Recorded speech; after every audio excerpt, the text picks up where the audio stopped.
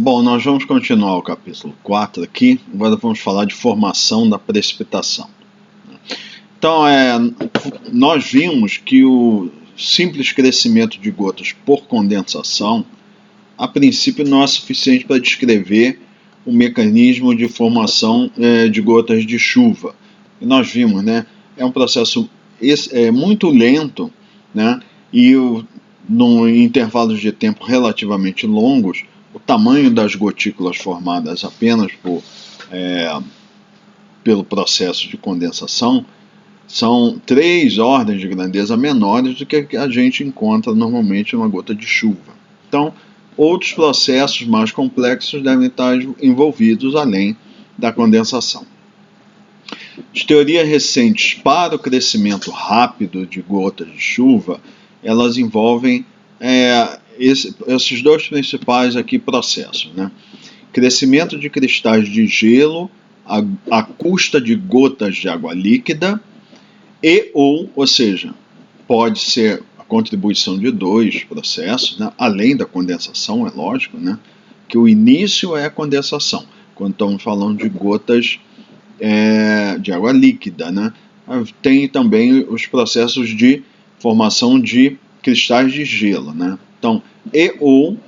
Então falamos de cristais de gelo à custa de gotas de água líquida ou a coalescência de gotículas que são coletadas por gotas em precipitação. Aí a coalescência é o agrupamento, vamos dizer assim, a coleta, né, de gotas, como a gente vai ver. Então nós vamos começar falando aqui desse processo de Wegener, Bergeron, Windaisen, que é o WBF, né? Então nós vimos na unidade 3 que uma superfície plana de gelo tem a pressão de vapor de saturação menor que da água líquida na mesma temperatura. Então nós vimos que a água ela pode se apresentar na fase líquida, né, com temperaturas abaixo de zero, que a gente chama de água subresfriada, né? E vimos lá naquela curva de saturação que para temperaturas abaixo de zero, a linha de saturação, né, entre a fase, no caso lá, a fase sólida e vapor, ela fica abaixo da linha de saturação de água líquida, né? Ela fica abaixo. Então, se os cristais de gelo e gotículas de água coexistirem em uma nuvem, as gotas de água tenderão a evaporar e ocorrerá a deposição direta do vapor d'água sobre os cristais de gelo. Então, quer dizer, em uma determinada faixa de temperaturas, que nós vamos ver aqui, né, nós podemos ter cristais de gelo e gotículas de água em uma nuvem, né? Ou seja, temperaturas abaixo de zero, mas tendo ainda algumas gotículas de água. E o que pode ocorrer é o seguinte: como a linha de saturação do gelo os valores de pressão de vapor de saturação são menores do que para a água líquida, o que pode ocorrer é que eu posso estar numa situação em que a pressão de vapor ela é inferior à pressão de vapor de saturação para a água líquida, mas superior à pressão de vapor de saturação para o gelo. Ou seja, eu estaria insaturado para a água e supersaturado para o gelo. Nesses casos, então, o que vai acontecer é que haveria, então, a deposição, né, do vapor d'água sobre as partículas de gelo, para o qual vai estar supersaturado, enquanto não haveria condensação, porque está insaturado em relação à superfície de água líquida, né? Assim, por isso que diz, se cristais de gelo e gotículas de água coexistirem, então poderia ocorrer essa situação, como a gente vai detalhar. Para que haja formação de partículas de gelo, é necessária a presença de núcleos de formação de gelo. Então, para formar gotículas de água líquida, a gente viu que precisa dos núcleos de condensação, né? Para a formação de partículas de gelo, precisa dos núcleos de formação de gelo, que normalmente se encontram em temperaturas entre menos 15 e menos 25 graus Celsius. Gotículas pequenas podem permanecer como água subresfriada espontaneamente em ar puro até a temperatura de menos 40 graus Celsius antes que ocorra o congelamento. Então, abaixo de menos 40, não haverá água líquida, ela vai se transformar num cristal de gelo. Tá? Agora, temperaturas abaixo de zero e até menos 40, pode-se encontrar em ar puro água subresfriada, né? Água líquida. Porém, cristais de gelo em geral predominam em nuvens onde a temperatura esteja abaixo de menos 22 graus Celsius. Então, é possível, só que é relativamente difícil porque na ordem de temperatura ali abaixo de menos 22 graus Celsius já existe uma quantidade considerável, predominante, de cristais de gelo, e esses cristais de gelo, eles próprios servem como núcleos de formação de gelo. Por quê? Apenas substâncias com estrutura molecular semelhante à do gelo podem ser núcleos de formação de gelo. Essas substâncias são chamadas epitaxiais com o gelo. Então, um cristal de gelo, ele mesmo pode servir como núcleo de formação de gelo, ou outras substâncias, desde que elas sejam epitaxiais com o gelo. Além disso, os núcleos de formação de gelo devem estar ativos a temperaturas consideravelmente abaixo de zero. Ou seja, ativo eles têm que estar, o ambiente tem que estar em supersaturação suficiente para que a deposição, que é a mudança de fase do vapor para sólido, a deposição, a taxa de deposição seja superior à taxa de sublimação, que é a mudança de fase do sólido para vapor. Nesse caso, então, estaria o núcleo em ativação, ou seja, ele vai tender a crescer, porque a deposição é maior a taxa do que a de sublimação.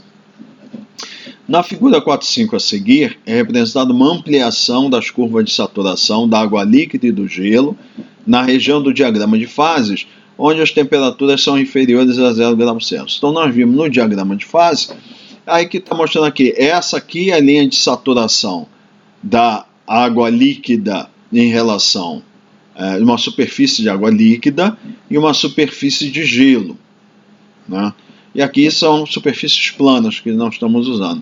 E está sendo destacada aqui essa região, mais ou menos entre menos 10 e menos 20 graus Celsius. Então, era aquele diagrama de fase, a gente via daqui do zero para temperaturas acima de zero, a gente não tem a linha de gelo, né? Só vai ter a linha, com uma continuação dessa linha de água líquida. Então, logo abaixo aqui, né, é detalhada esse pedacinho aqui, ó. Ele é ampliado aqui, ó, entre menos 10 e menos 20, tá aqui. Essa é a linha de saturação da água líquida, uma superfície de água líquida, né, temperaturas abaixo de zero, quer dizer, no caso menos 10, né, e aqui a linha de saturação para uma superfície de gelo, uma superfície plana de gelo. Então, a gente vê aqui, então, as pressões de vapor de saturação para a água líquida, né, para uma mesma temperatura, são maiores do que para o gelo. Tá? As pressões de vapor de saturação são maiores para que atinge a saturação, então, no caso, são maiores sobre a superfície líquida do que sobre a superfície do gelo. Então, já vamos ver essa legenda aqui. Então, o que vai ser mostrado é o processo WBF, em que aquilo que foi mencionado anteriormente, nós vamos ter, né, água, né, a substância água disponível no ar, e nós vamos ter cristais de gelo e gotículas de água líquida, né, subresfriada, e vamos ver como é que basicamente o que vai acontecer. A substância água vai evaporar das gotículas de água líquida e vai depositar sobre o cristal de gelo, e ele vai crescer. É isso que a gente vai ver. Então, eu vou reduzir um pouquinho aqui para a gente poder ver a figura e a legenda, né? Então, essa aqui é a chamada linha do tempo. A linha do tempo é isso aqui. É o processo ocorrendo, né, ao longo do tempo, né? Então nós vamos analisar ele evoluindo em 5 estágios, do estágio 1, né, até um estágio 5, né? Então, aqui vamos considerar que durante todo o tempo vamos ter cristais de gelo e gotículas de água líquida nessa faixa de temperaturas aqui, e essa região, está mostrando aqui, ó, região supersaturada, quando é acima da linha. Então aqui é supersaturado para a superfície líquida, é daqui para cima, e supersaturado para a superfície de gelo é daqui para cima. E aqui é insaturado, né, abaixo, respectivamente, de cada linha. Então esta região aqui, eu teria o ambiente, ele estaria supersaturado para o gelo e insaturado para a água líquida, essa região aqui. Ó. Então a linha do tempo do processo da BF de crescimento de cristais de gelo é chamado processo de nuvem fria, porque a temperatura é inferior a zero, né? Em uma porção de ar em movimento ascendente. Então estamos considerando uma porção de ar que está em movimento ascendente e passando por essas fases aqui, esses estágios, melhor dizendo, né? Esses estágios. Né? São mostradas as pressões de saturação do vapor d'água sobre superfícies planas de água pura, né? Sendo respectivamente água líquida e água sólida, o gelo. As esferas representam gotículas e os hexágonos cristais de gelo. Então aqui são gotículas de água líquida e aqui cristais de gelo. Aqui começa o primeiro cristal e aqui também, né? As setas em cor cinza mostram o movimento do vapor d'água de e para os hidrometeoros. Hidrometeoro é uma expressão para assim, para tudo aquilo que precipita, né, a partir da atmosfera. Então é água líquida, cristal de gelo, granizo, tudo isso é chamado hidrometeoro, né? Então, o movimento da água está assim, o vapor d'água, melhor dizendo, né? O movimento do vapor d'água. Aqui é vapor d'água indo para a gotícula, condensando no sentido da gotícula. Aqui é o cristal de gelo, então é depositando sobre o cristal de gelo. Aqui, ó, é vapor d'água depositando sobre o cristal de gelo. E aqui, ó, é vapor d'água, água, substância água, e está deixando a gotícula de água líquida e se transformando, né, no caso, em vapor d'água.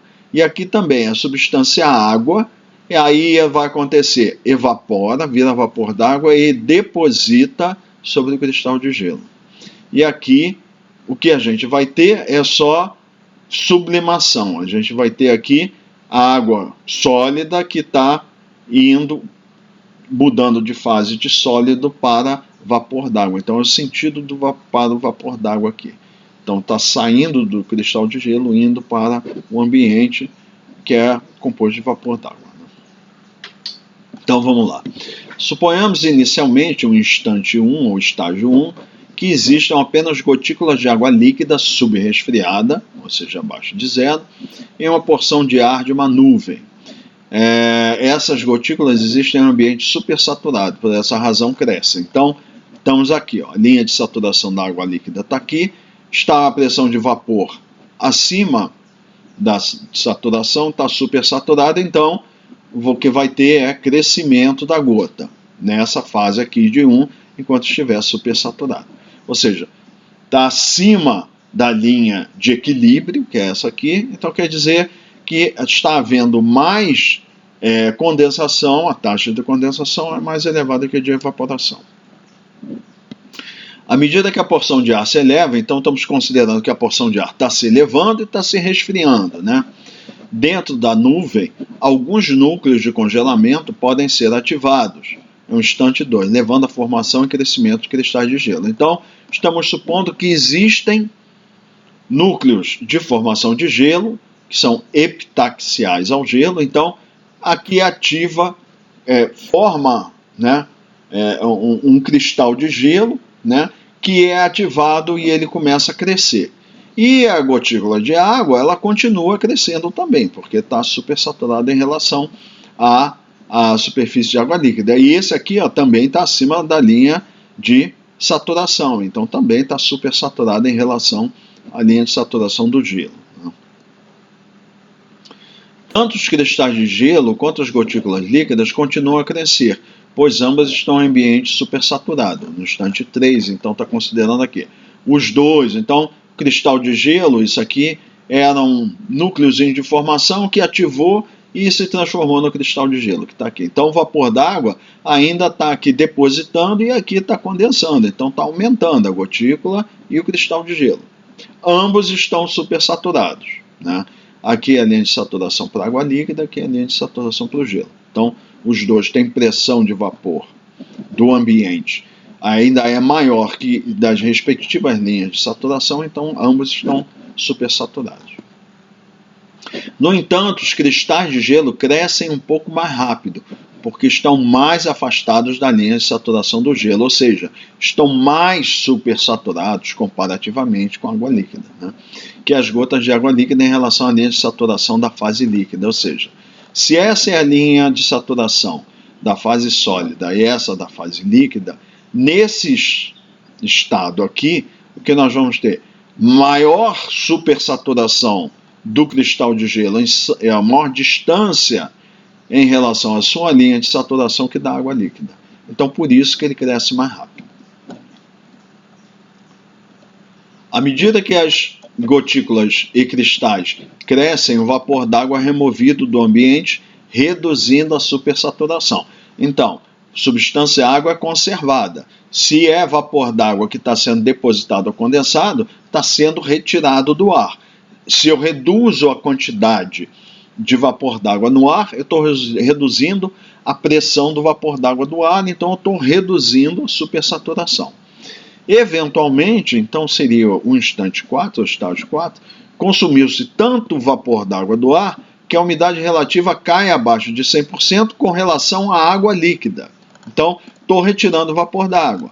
E aí, lembrando, a umidade relativa é em relação à superfície de água líquida, que tem uma certa pressão de vapor de saturação, e em relação à superfície de gelo, ou água sólida, que tem outra pressão de saturação. Então, os valores de umidade relativa, para a mesma umidade real, teremos valores diferentes de umidade relativa. E no caso, está considerando que a água líquida ela está abaixo da linha de saturação dela, então agora ela está insaturada. Por quê? Porque o ambiente perdeu o vapor d'água que foi condensado e depositado. Enquanto o cristal de gelo continua supersaturado. Então, a água líquida está insaturada e o cristal de gelo está supersaturado, tá? Em relação ao ambiente. O que acontece então? Se a água líquida está o ambiente está insaturado em relação à superfície de água líquida, então começa a evaporar. A água líquida, que compõe essa gotícula aqui, começa a evaporar. Tá?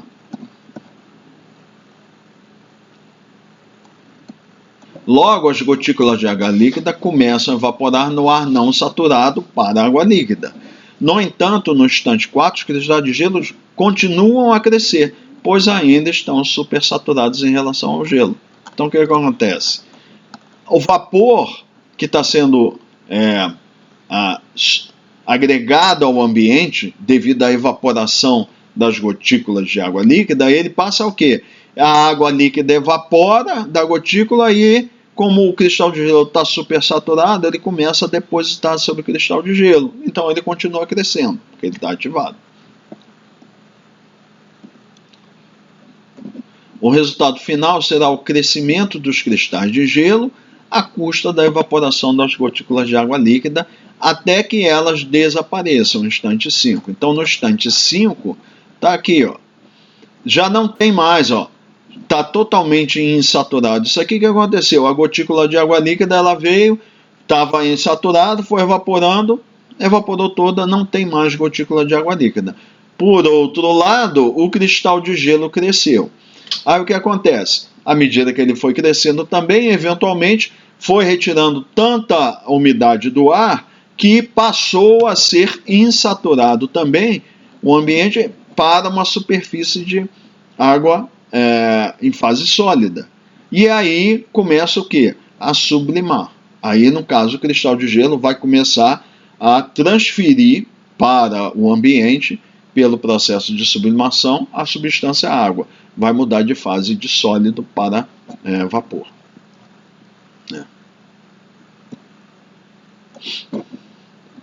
A diferença de pressão de saturação entre o gelo e a água líquida é maior entre as temperaturas de menos 8 e menos 16 graus Celsius. Então, nessa faixa, menos 8 aqui, né? Então, de menos 8 a menos 16 é que é maior, embora não apareça aqui, mas é a faixa de temperaturas onde tem a maior diferença, essas duas linhas aqui. Essa representação é esquemática, né?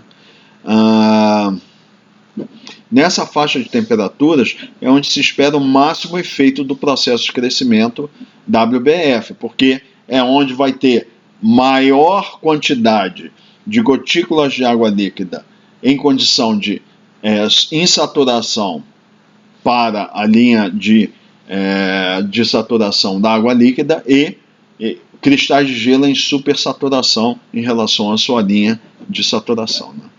Esse processo, WBF, também é conhecido como processo de nuvem fria, pois são necessárias temperaturas abaixo de zero para que ele ocorra.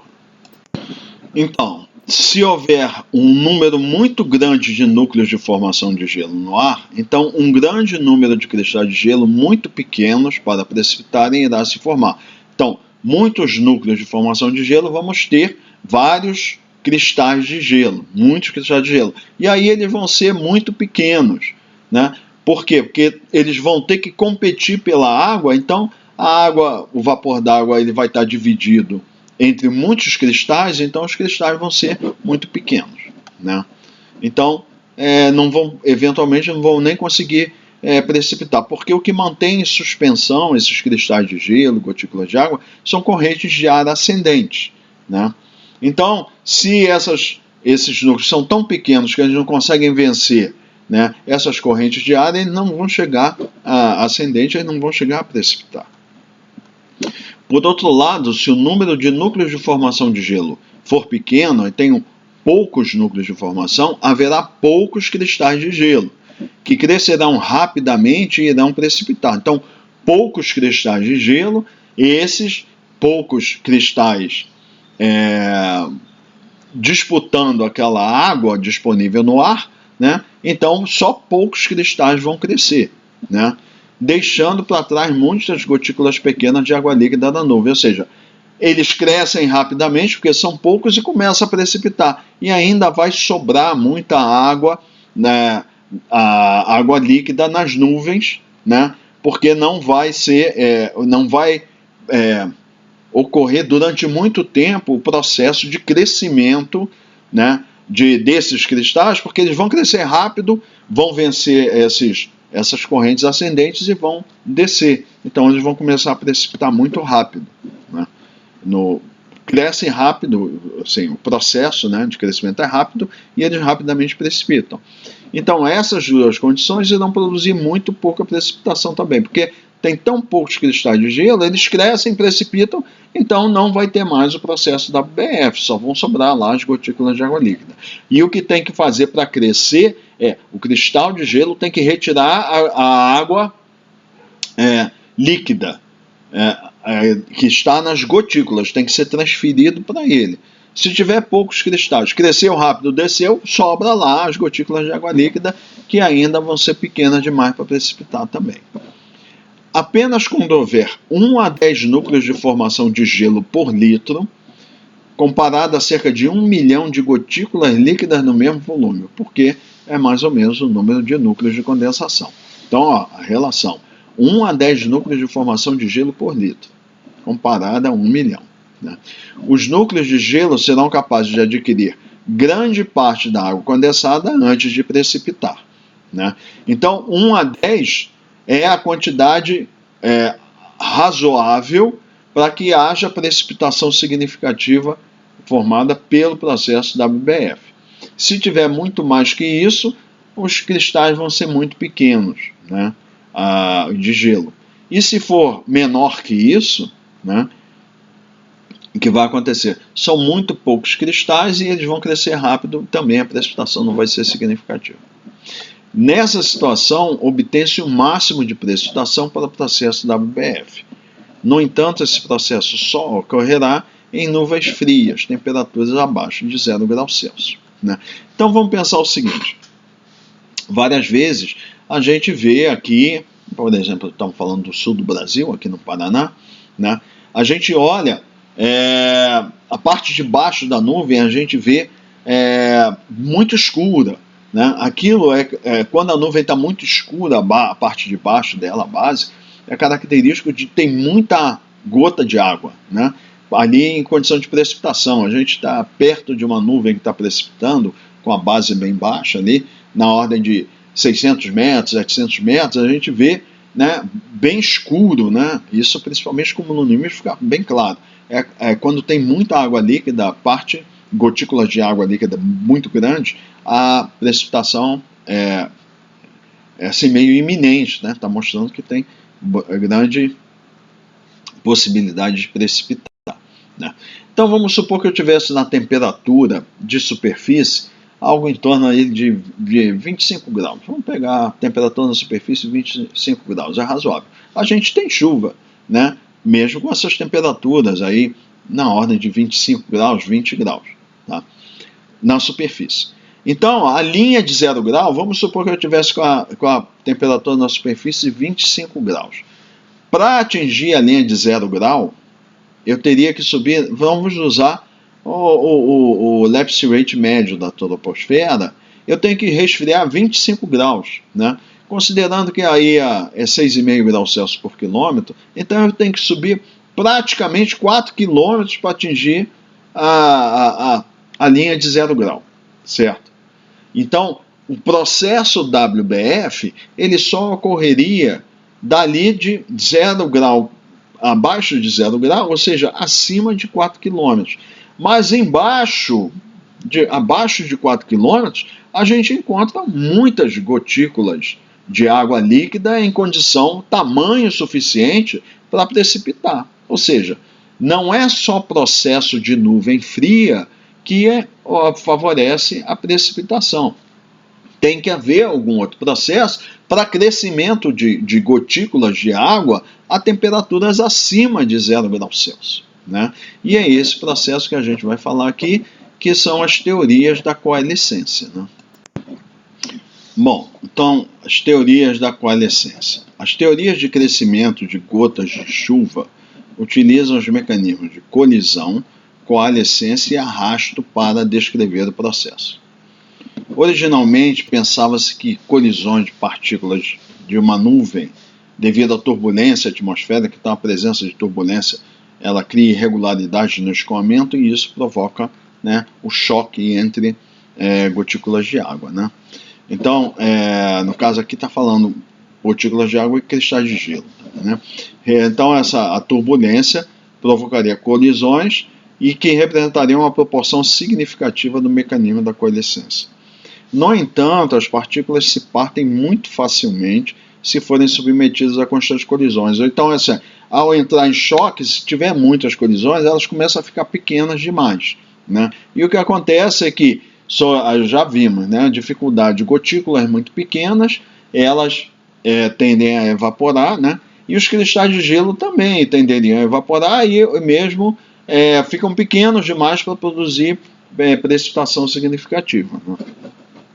Uma outra teoria ofereceu uma variação dessa ideia inicial, que é a seguinte: considerando que as gotículas em precipitação possuem velocidades terminais tipicamente entre 1 e 10 centímetros por segundo, então lembrando, a velocidade terminal é aquela que está em equilíbrio, né?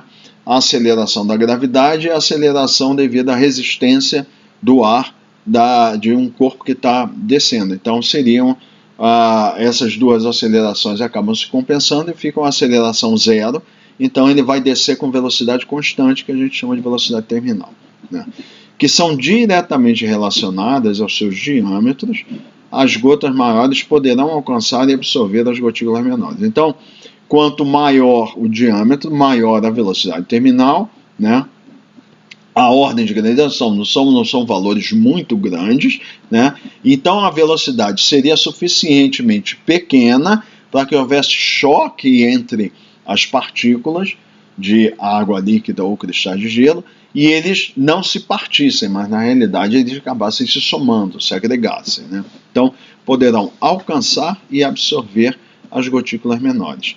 Essas gotículas menores também poderão ser arrastadas pela esteira das gotas maiores em precipitação e serem absorvidas por ela. Então, uma gotícula de água descendo, precipitando na atmosfera, ela causa irregularidades na esteira, né, que é a parte atrás dela, né, ou seja, acima dela, né, ela está descendo e existem irregularidades no escoamento à medida que ela vai descendo a parte acima da gota, né, logo acima dela que ela está descendo. Essas irregularidades, então, provocaria turbulência numa escala muito pequena, né? Mas aí são correntes de retorno que arrastariam as gotículas menores nessa esteira, né? E aí essas gotículas maiores iriam absorver as menores. A figura 4.3 vista anteriormente apresenta os resultados experimentais da taxa de crescimento de gotículas de água por coalescência a partir de um raio inicial de 20 micrômetros em uma nuvem que possui um conteúdo de água de 1 grama por metro cúbico. Então foi aquela figura que a gente viu anteriormente, que tinha lá a curva de crescimento por condensação e tinha uma outra curva de crescimento por coalescência, e nós vimos que lá que no intervalo de 50 minutos ela atingia quase 300 micrômetros, né, de raio, enquanto o processo de condensação ela alcançava lá no máximo 20 micrômetros, né? Então, muito embora a coalescência seja inicialmente lenta, as gotículas alcançam de 100 a 200 micrômetros de raio em 50 minutos. Além disso, a taxa de crescimento é rápida para gotículas com raios maiores que 40 micrômetros, né? Então, aqui está a figura, né? Então a gente vê, né? O crescimento por coalescência é lento inicialmente, mas acima, após 40 minutos aqui, ó, ela teria aqui então 20, aqui seria algo então de 60 micrômetros aqui. Além de 40 micrômetros, aí ela começa a crescer bem mais rápido, né? Então com 50 minutos, aqui seria aqui, ela já está com cerca de 150 micrômetros de raio, e em 60 minutos já está atingindo 300. Então, quanto maior aqui, mais rapidamente vai prosseguindo o processo de crescimento por coalescência. Então, prosseguindo. Cálculos mostram que as gotas devem exceder 19 micrômetros de raio antes que elas possam coalescer com outras, né?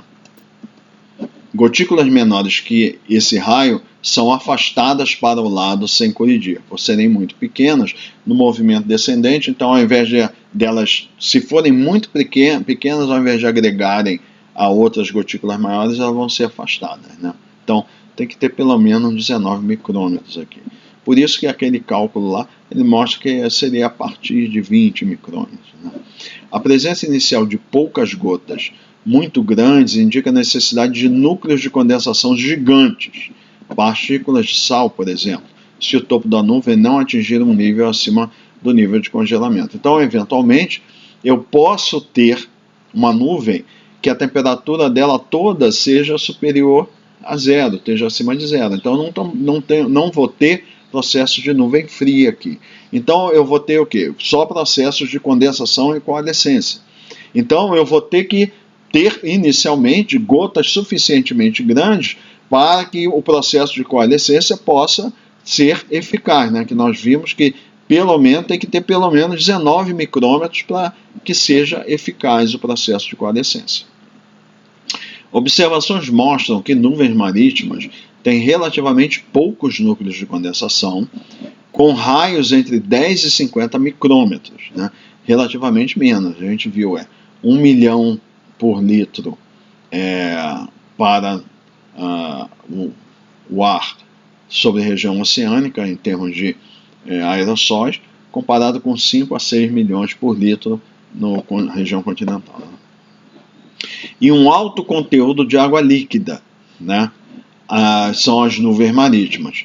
Ao passo que o ar continental tende a conter muito mais núcleos pequenos, na ordem de 1 micrômetro de raio. Então, tem muito mais núcleos, mas tendem a ser menores, né? E menor conteúdo de água líquida, por quê? Porque sobre os oceanos a gente vai ter a fonte muito maior de evaporação, ou seja, fonte de água para produzir vapor para umedecer o ar atmosférico, comparado com o continente, que é a superfície de solo, e tem alguns corpos líquidos que contribuem, tem evapotranspiração, no processo de evapotranspiração, né, que é a evaporação de superfícies líquidas ou de solos úmidos e a transpiração, e o oceano não, tem um fornecimento muito mais abundante de água para evaporar, lógico, e em geral temperaturas oceânicas, né, elas tendem a não caírem muito, exceto em regiões de latitudes muito altas. Então, quanto mais alta a temperatura também, maior vai ser a evaporação, né? Então, a formação rápida de pancadas de chuva é possível pelo mecanismo de coalescência em nuvens marítimas, que são nuvens que a gente poderia chamar de nuvem quente, né? Que a parte principal da nuvem ela vai estar numa temperatura que seria acima de 0 grau. Por outro lado, se alguns cristais de gelo estiverem presentes nos níveis mais altos da nuvem, ou se ocorrer a passagem de cristais de gelo que estão precipitando a partir de nuvens mais elevadas, eles poderão eventualmente liquefazer e precipitar através da nuvem como gotas de água líquida, e o mecanismo de coalescência poderá entrar em ação. Tenha cuidado só com o que eu falei, não quer dizer que a nuvem marítima só tem na região quente. A nuvem pode ser um desenvolvimento muito maior, e uma parte dela em cima pode estar a temperaturas inferiores a 0, onde lá vai ter cristais de gelo também, água subresfriada. E, eventualmente, o que está falando? Cristais de gelo na parte superior da nuvem, né, eles podem começar a precipitar, e aí, quando eles chegam na região que a temperatura é acima de 0, eles mudam de fase, de sólido para líquido. E aí eles vão, sendo suficientemente grandes para precipitar, eles vão ser eficazes também para a coalescência. Ou o outro processo está falando, eu posso ter uma nuvem aqui abaixo, uma nuvem quente, ter uma outra nuvem acima, uma nuvem fria, que precipita cristais de gelo de uma nuvem acima, que passam por essa nuvem abaixo, e ocorre o mesmo processo de liquefazer esses cristais de gelo e eles agirem no processo de coalescência, né? Aí seria como água líquida, né? A turbulência em nuvens cúmulos, que são as nuvens de desenvolvimento vertical, onde a gente espera que tenha mais turbulência, né, serve para estimular a ocorrência de colisões nos seus estágios iniciais, né? Então, os estágios iniciais, já está falando, não é turbulência muito intensa, porque já vimos, né, turbulência muito intensa acaba partindo as partículas todas em pedaços muito pequenos, e eles tendem a reduzir a eficácia do processo de formação de gotas suficientes para precipitação, né? Logo, o processo de coalescência permitirá o crescimento de gotas mais rápido do que o simples mecanismo de condensação. Então, nessa situação, no estágio inicial, né, estágio inicial de formação do cúmulo, né?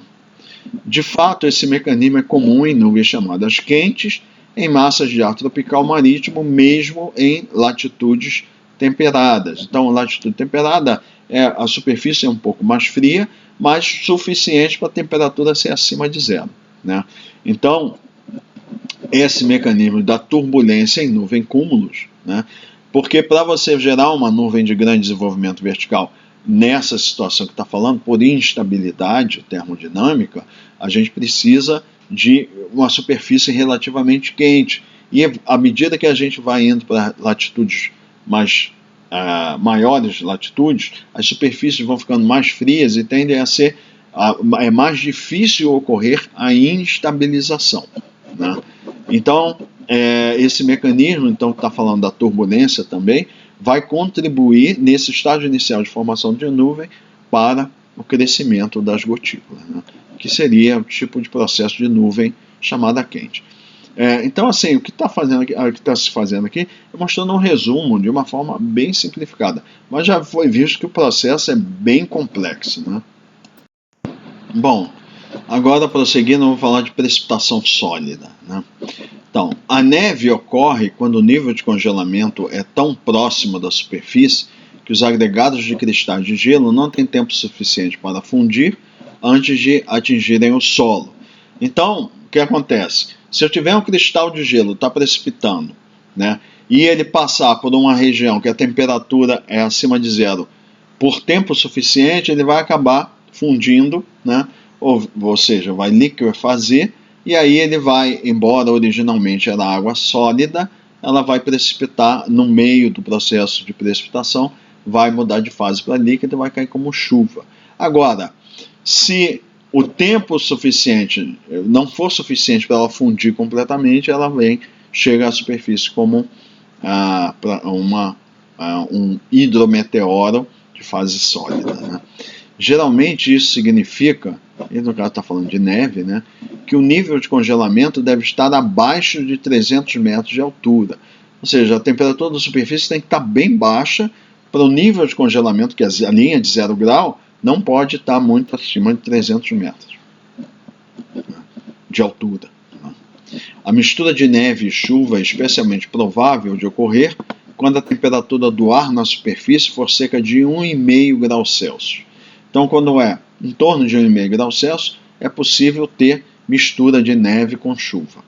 A queda de neve raramente ocorre com a temperatura do ar na superfície acima de 4 graus Celsius. Com temperatura acima de 4 graus Celsius, é muito difícil que a gente tenha neve, né? Então, é um indicador, né? Se a temperatura não está suficientemente baixa na superfície, eventualmente você pode ter neve, mas no caminho que ela está precipitando, ela pode fundir e aí vai chegar à superfície como água líquida, né? Grãos de granizo macio, né? Então aqui vai usar as expressões que está usando, né? Granizo macio, que são pedras de gelo, né? Que não são aquelas do granizo que a gente está acostumado a um outro, que é o granizo mais duro, né, que é o gelo vítreo, parece uma pedra de uma bola de gude, vou fazer a analogia, de vidro. Essa aqui é o granizo macio, é um gelo que ele se desfaz mais facilmente, né, ao contato mecanicamente, né. São grãos de gelo opacos, né, aproximadamente esféricos, com muito ar encapsulado, né. Então, o que acontece é que, a gente vai ver aqui, são vários cristais que eles vão se agregando e tem ar entre eles, né. Eles ocorrem quando o processo WBF opera em uma nuvem com um pequeno conteúdo de água líquida, onde as partículas de gelo crescem principalmente pela deposição de vapor d'água, né. Então, ela tem pequeno conteúdo de água líquida, está na faixa de temperatura adequada para o processo da BF, em termos de saturação, e nessas condições, se o conteúdo de água líquida for relativamente pequeno, elas vão crescer pela deposição do vapor d'água, mas não vão crescer muito, né? Pelotas de gelo, então está se falando aqui que são um pouco maiores do que esse granizo macio ou suave, né? Podem se desenvolver se o granizo suave precipitado através de uma região com grande conteúdo de água líquida, acima do nível de congelamento, onde os depósitos de água formam uma camada de gelo clara em torno do grão. Então está dizendo o seguinte, o processo WBF vai fazer que forme esses cristais de gelo, né? Essas pelotas de gelo macio, né? E vai haver também alguma agregação ali, mas o importante é que ele é macio porque ele não é duro, muito duro, porque tem ar entre as partículas de gelo. Aí ele pode, se passar por uma nuvem de água líquida, né, acima do nível de congelamento, então é água subresfriada, né? Então o que está acontecendo? Esse granizo suave passa pela região onde tem água subresfriada e essa água líquida ela se deposita sobre ele e aí ela vai se congelar, né? E em geral esse é o tipo de gelo que chama o gelo mais rápido, né? Que é um congelamento muito rápido e aí vai formar uma camada de água líquida que ela tem um aspecto mais vítreo, mais duro. Então ela fica uma pedra de gelo mais duro do que esse suave que são só essa é o agregado que tem muito ar. Essa não, ela teria a água líquida se deposita e se congela em torno dele, aí forma esse gelo vítreo, que em geral a temperatura é entre 0 e menos 10 graus. Né? Entre 0 e menos 10 graus é que a gente tem a formação do gelo chamado gelo rápido, ou gelo claro, ou gelo vítreo. Né? Por outro lado, um grão de gelo consistindo inteiramente de gelo transparente, que é o gelo vítreo mais duro, pode resultar do congelamento de uma gota de chuva ou do recongelamento de um cristal de neve derretido. Então, o gelo totalmente vítreo, que está sendo citado aqui, ele tem que começar de água líquida, né? Ou é uma gota de chuva, água líquida que congela, que ela pode passar por uma região a temperatura está precipitando, a gente vê que os perfis de temperatura não são monotonicamente diminuem com a altitude, né? Tem irregularidades significativas. Eventualmente a gotícula de água passa na região onde a temperatura está abaixo de zero, ela acaba se congelando, né? Outro ponto que pode acontecer, ela pode entrar em contato com um cristal ou com um núcleo de formação de gelo e aí aquela água líquida acaba se congelando, né? Que ela pode estar subresfriada e acaba se congelando, né? Enfim, a ideia é que é a água líquida que se congela. É diferente do processo da BF lá, que a gente está falando de deposição, que é vapor para sólido. Aqui não, é água líquida que congela e forma o gelo vítreo, né? Ou recongelamento de um cristal de neve derretido. Então, o cristal de neve ele vem precipitando, eventualmente ele passa por uma região de temperatura acima de zero, ele vai fundir e eventualmente ele recongela se ele passar em uma região com temperatura novamente abaixo de zero. Pedras de granizo, aí está falando mesmo do granizo duro, né? São depósitos aproximadamente concêntricos de gelo claro e gelo opaco. O embrião de uma dessas pedras é uma gota de chuva que é transportada para cima em uma corrente ascendente e sofre congelamento, né? Então, dentro da nuvem, a gente tem uma nuvem de grande desenvolvimento vertical, como um cumulonimbus. A gente tem várias regiões onde tem movimento ascendente dentro da nuvem, devido à instabilidade. Nós vamos ver isso um pouco na estrutura dos cumulonimbus na parte de mesoscala, né? Então, tem corrente ascendente. Então, uma gotícula de água, ela está circulando ali, eventualmente ela sobe. Essa gotícula de água líquida, ela sobe. E aí, na corrente ascendente, ela sofre congelamento, né? Se ela atingir a temperatura abaixo de zero, né?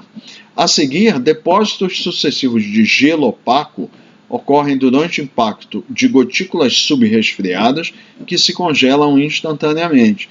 Então, no caso, esses choques que tem, eventualmente com muita turbulência, vai partir, né, gotículas de água subresfriada e elas vão se congelar sobre ela, mas elas vão se congelar em partículas muito pequenas, com ar entre elas. Então, seria gelo opaco. O gelo claro será formado a partir de uma camada superficial de água líquida, desenvolvida como resultado da coleta muito rápida de gotas de água em partes da nuvem com grande conteúdo líquido que irão subsequentemente congelar. Então, eventualmente, em choques da água com muita turbulência, vai ter ar encapsulado, então gelo opaco. Agora, quando consegue cobrir com água líquida né, e ela congelar, e aí a faixa de temperatura tem que ser adequada, mais provável ocorrer entre 0 e menos 10. Né. A água líquida, aí ela vai se congelar. Então, a passagem, novamente, coleta muito rápida de gotas de água em parte da nuvem com grande conteúdo líquido. Então, o granizo em formação, ele passa numa região com muita água líquida, né? E essa água irá, porque ela fica subindo e descendo, né, dentro dessas correntes turbulentas dentro da nuvem, e eventualmente essa água líquida, quando ela subir, está carregando a água líquida em torno dela, entra numa região temperatura mais baixa e ela se congela. Né? Tempestade de granizo, e é sabido aqui, ocorre muito aqui no Paraná, né? Podem causar prejuízos severos a plantações e propriedades onde as pedras de granizo precipitam. Então, se a gente pegar um grão de granizo, e aí a gente cortar, a gente vai ver que, na realidade, são várias superfícies concêntricas desses depósitos, né, de gelo claro e gelo opaco, que vão da gotícula que sobe e desce dentro da nuvem, até que ela tem uma massa suficiente para vencer a corrente acidente, e ela desce precipitando, e aí a gente vai ver que dentro de uma nuvem cumulonimbus tem uma região predominante de corrente ascendente e outra de corrente descendente. E essa corrente descendente, ela resulta da massa suficiente de precipitação, gotas de água, granizo, etc., que desce e aí arrasta o ar. Né? Então, lá dentro da nuvem tem turbulência. E o que acontece é que, quando essas partículas de meteoros, água líquida e cristais de gelo, pelotas, etc., né, é suficientemente grande, ele desce arrastando a água líquida e aí vai provocar efetivamente essa corrente de ar descendente. Isso é na fase de maturidade de uma tempestade. Bom, em seguida nós vamos falar de tipos de precipitação. Então, normalmente identificam-se 3 tipos principais de precipitação: convectiva, ciclônica e orográfica, de acordo com o mecanismo primário de levantamento do ar. Então, antes nós vimos mecanismos de formação de nuvem, né? Que nós vimos, era o de grande escala, né? Da circulação de centros de baixa pressão, na ordem de milhares de quilômetros, convectiva na ordem de dezenas de quilômetros, turbulência forçada na ordem de 1 quilômetro, né, que era só a forçante mecânica, e o quarto mecanismo, que era orográfico. Agora nós estamos vendo mecanismos de formação de precipitação. Tá? Então, repetindo, convectiva, ciclônica e orográfica. Então, eles estão relacionados. Né? Precipitação do tipo convectivo, esse tipo de precipitação associada a nuvens de desenvolvimento vertical do tipo cúmulo congestos e cumulonimbus. O cúmulo congestos é a fase anterior ao cumulonimbus. O cumulonimbus é a tempestade totalmente desenvolvida.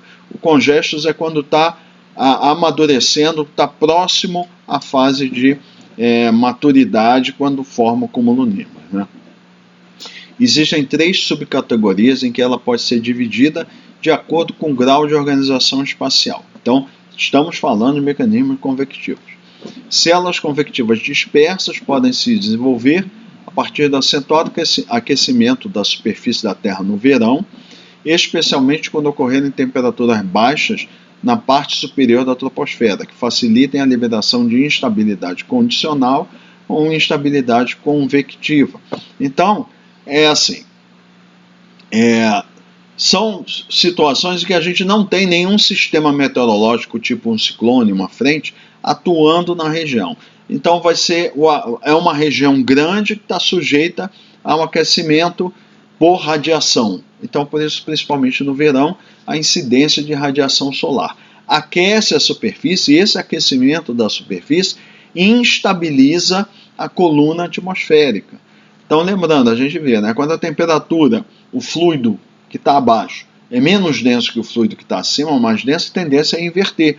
E isso está associado à instabilidade atmosférica. Então, a gente teria o lapse rate, né, que ele seria, nesse caso, superadiabático, maior, porque eu aqueço muito embaixo, então eu teria um lapse rate superadiabático, que é a condição de instabilidade, né?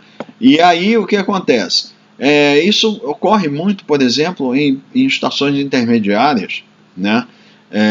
Em que a gente quer dizer, outono e primavera, que a gente ainda tem a entrada de massas de ar relativamente frias, mas com bastante radiação, e aí isso faz o quê? Instabiliza a parte de baixo dessa massa de ar mais fria, e ela pode fazer essa chamada liberação de instabilidade condicional ou instabilidade convectiva, que é efetivamente iniciar o movimento ascendente e formar as nuvens. Isso pode ocorrer em regiões relativamente grandes, sem a presença de sistemas meteorológicos de grande escala sinótica, melhor dizendo, na fase como frentes e ciclones, né?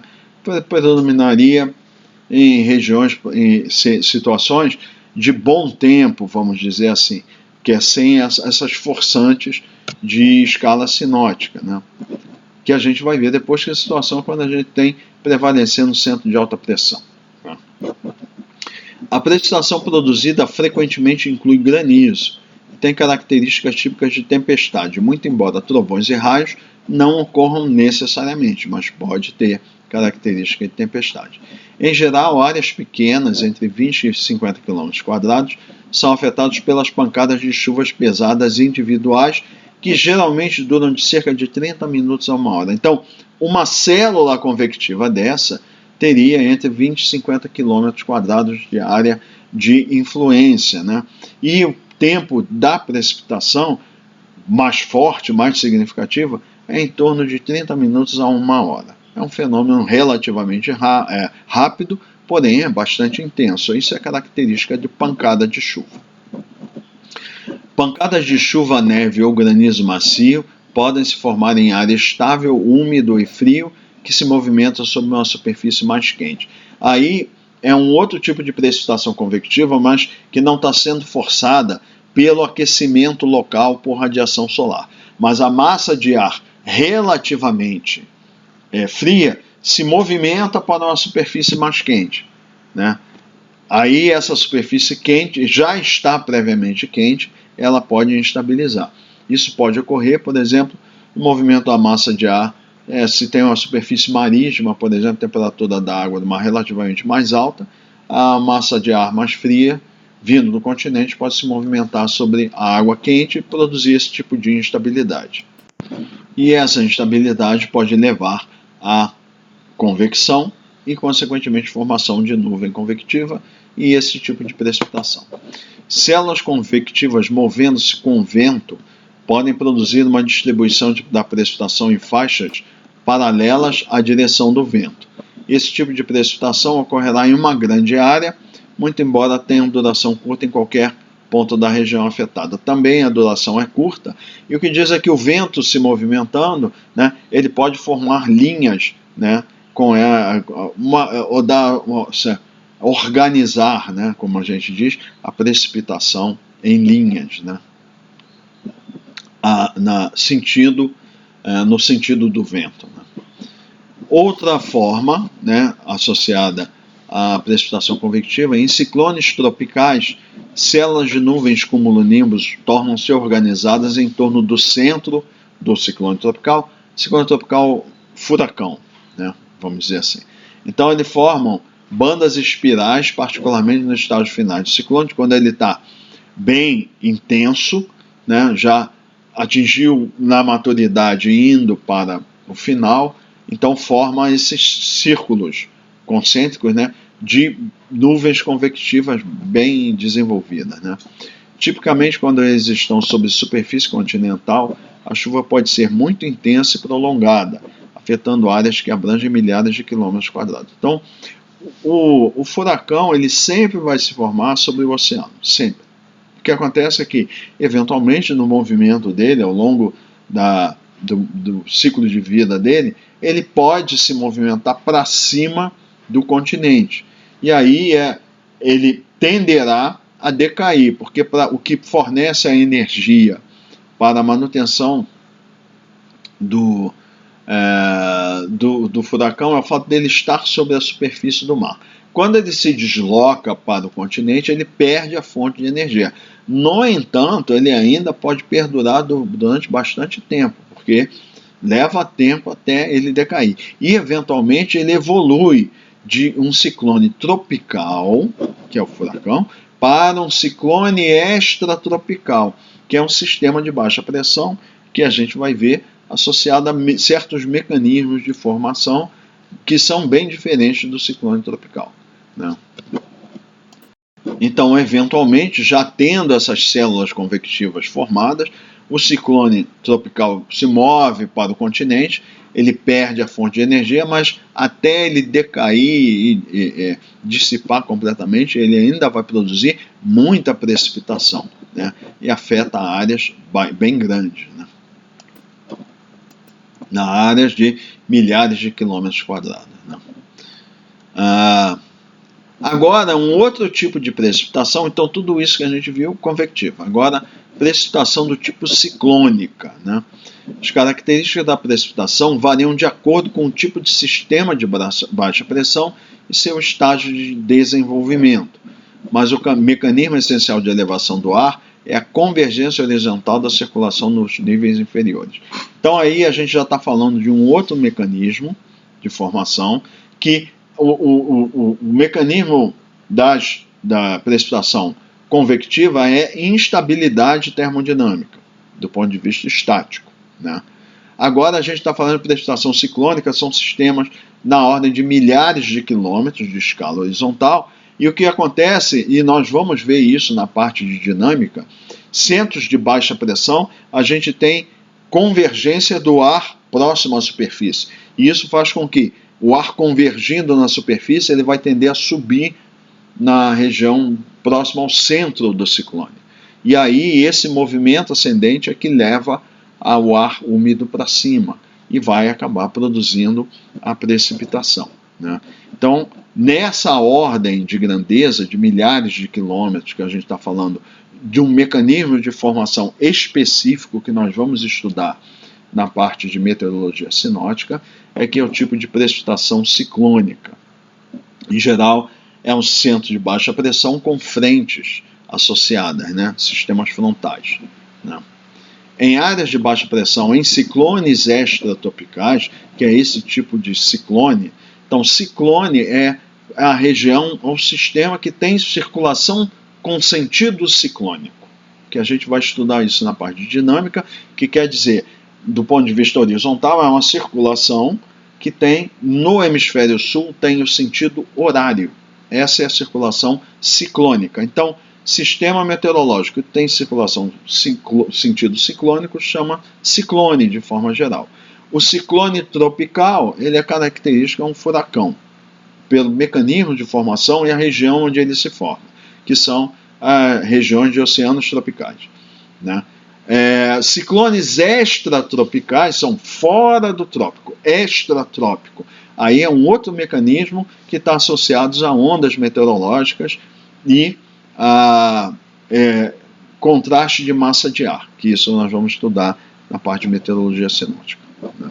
Então, em áreas de baixa pressão, desses ciclones extratropicais, que são, né, que estão mencionando aqui, essa convergência é reforçada pelo movimento ascendente de ar quente menos denso ao longo de fronteiras de massa de ar, que são as regiões de frentes.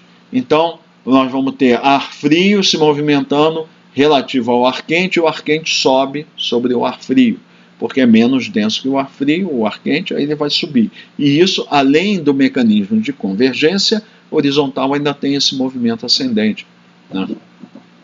Esse tipo de sistema de pressão produz geralmente precipitação contínua e moderada sobre grandes áreas, à medida que elas se movem normalmente no sentido leste. Então, esses sistemas ciclônicos, né, extratropicais, têm movimento geral de oeste para leste. Também vamos ver por quê, né? A faixa de precipitação no setor dianteiro de um ciclone pode afetar as regiões ao longo do seu caminho por um período de 6 a 12 horas, enquanto que a faixa de precipitação na retaguarda do sistema deverá produzir precipitação do tipo tempestade por períodos mais curtos. Nós vamos estudar na estrutura do ciclone extratropical desenvolvido que a gente tem a presença de diferentes frentes, né? Que a gente chama, tem a frente fria, a frente quente, em um certo estágio de vida dele tem a frente oclusa, e a gente vai ver a distribuição de precipitação que no sentido do movimento, em que a gente teria, por exemplo, a aproximação de uma frente quente e depois da frente fria, né? E eventualmente, durante esse mecanismo esse desenvolvimento dele, o ciclo de vida do ciclone, a gente tem a formação de a frente oclusa, que é quando a frente fria e a frente quente se encontram. E nós vamos estudar essa estrutura e vamos ver por que a tendência, existe um modelo conceitual de variação da precipitação e nebulosidade. Aí a gente vai ver que pelo tipo de nebulosidade a gente ajuda a gente caracterizar qual é o estágio de desenvolvimento e que região está sendo afetada. E nós vamos ver por que tem esse mecanismo de dianteira do ciclone, traseira, parte dianteira e parte traseira ou retaguarda, que está tipos diferentes de precipitação. E o terceiro tipo de precipitação que vai ser mencionado, precipitação orográfica, né? Então, a precipitação orográfica é comumente identificada como um tipo distinto. Então, o ar está se movimentando, encontra um relevo, uma região com relevo acidentado, ele é obrigado a subir, não tem jeito, né? Mecanicamente, se tiver uma forçante está empurrando ele tem que subir, né? E aí o que vai fazer? A ascensão do ar eventualmente vai levar a resfriamento, atinge a saturação, forma nuvem e eventualmente precipitação.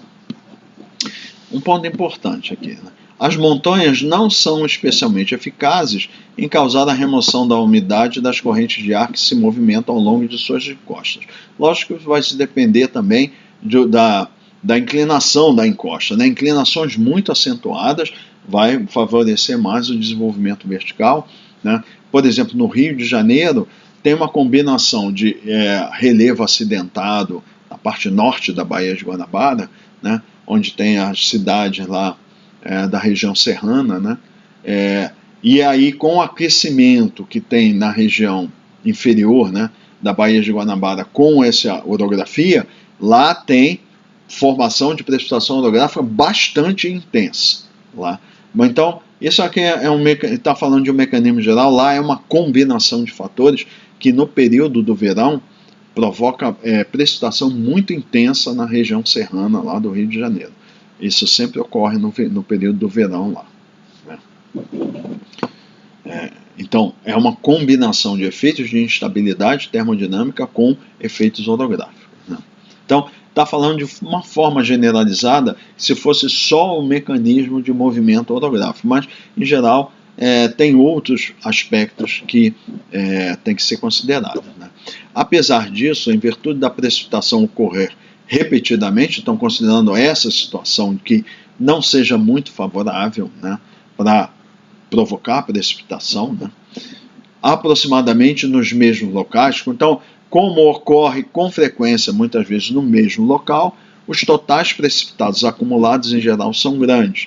Então, por exemplo, na bacia hidrográfica, em que eu tenho regiões com topografia mais acidentada, quando eu vou olhar num prazo mais longo, em geral, a gente vai encontrar próximo a essas regiões de orografia mais acentuada, a gente vai encontrar acumulados de precipitação maiores, né?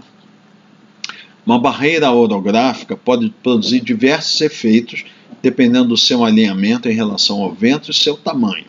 Esses efeitos podem ser os seguintes: acessão forçada ao longo da encosta de montanha com inclinação relativamente suave, produzindo resfriamento adiabático, condensação e precipitação. Uma encosta suave, então, é esse o mecanismo clássico que está falando aqui. Ela vai subindo pela encosta, aí vai resfriando, atinge eventualmente a saturação, condensação e precipitação. Inicialização ou disparo de instabilidade convectiva ou condicional pelo bloqueio do escoamento do ar e seu posterior levantamento. Então, nesse caso, está considerando que é uma inclinação maior, e o que acontece? O ar, a camada de ar úmido, ela chega e encontra a resistência da orografia, e ela vai tender, assim, continua a ser apertada, né? Vamos supor a camada de ar, em relação à orografia, ela vai tender a ser espremida e a coluna de ar tende a subir. E o que acontece é que, eventualmente, se eu tiver um conteúdo de água muito grande no ar, na parte inferior, né, em relação à parte superior, pode haver aquele processo de instabilidade convectiva, em que eu atinjo na parte de baixo uma porção de ar da parte de baixo está se elevando e mais acima está mais seco, aqui na parte de baixo ela atinge a saturação e num nível inferior à de cima e acaba a partícula de ar em instabilidade,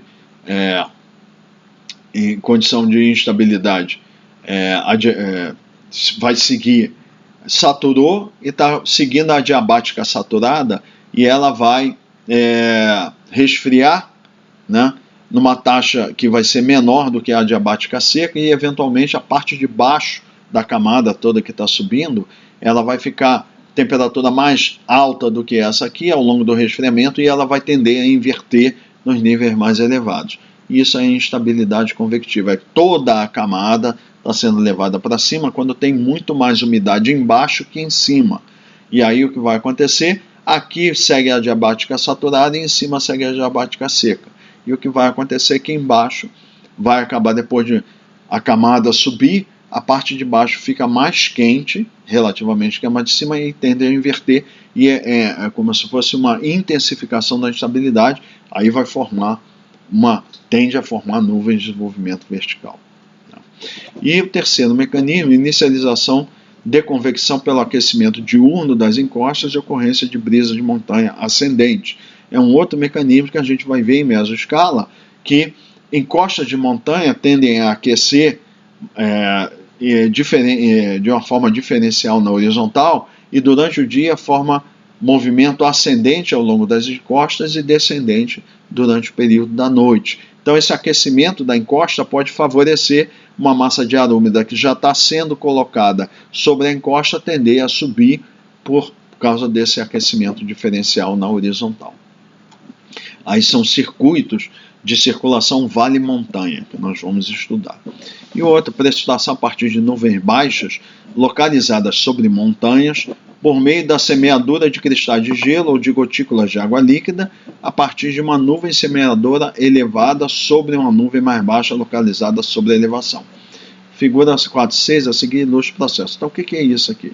É isso aqui que a gente mencionou anteriormente, né, naquele processo. Eu posso ter uma nuvem que ela não está muito desenvolvida, mas tem, por exemplo, um grande conteúdo de água líquida, e eu tenho essa nuvem, o que aconteceu? Eu tinha o ar, aqui está mostrando o escoamento de ar úmido, e não precisa ter muito acentuado a orografia, né? Então a nuvem ela é formada relativamente com pequena inclinação da encosta, é o suficiente para esse ar úmido, está sendo considerado aqui. Essa nuvem baixa ela vai ser formada, então vai estar em condição de saturação, não necessariamente ela vai produzir muita precipitação, mas eu tenho uma outra nuvem pré-existente que está acima dela, que é chamada nuvem semeadora, e aí tem precipitação que está sendo produzida por essa nuvem que está acima, e essa precipitação pode ter cristais de gelo e água líquida que está passando por essa nuvem aqui, e aí o mecanismo de coalescência pode ser estimulado aqui significativamente e passar. Então está mostrando aqui, ó, a precipitação não é muito intensa vindo dessa nuvem, mas ao passar por essa outra nuvem aqui, né, que está sendo alimentada, está sendo semeada por essa precipitação que vem da nuvem que está acima, aumenta o tamanho das gotículas de água, ou cristais de gelo, né, e intensifica a precipitação, mas que está sendo produzida por uma nuvem acima, e ao passar aqui, mecanismos de coalescência, eventualmente, vão agregar mais água ou gelo a essas partículas em precipitação, e elas vão intensificar ao longo dessa nuvem e aumentar a precipitação. Então, é um processo de